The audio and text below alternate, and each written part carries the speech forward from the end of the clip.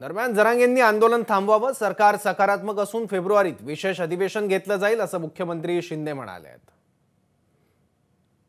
खरं म्हणजे आंदोलकांनी सकारात्मक सरकार असेल तर सकारात्मक भूमिका घेतली पाहिजे।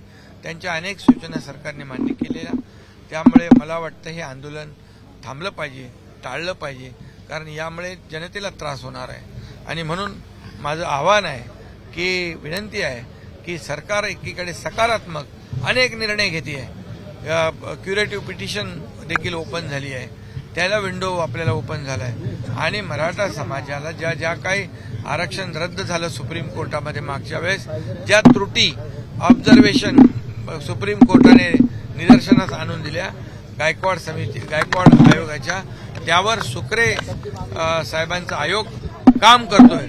मला वाटतं, खात्री आहे की मराठा समाजाला आरक्षण। एबीपी माझा, उघडा डोळे बघा नीट।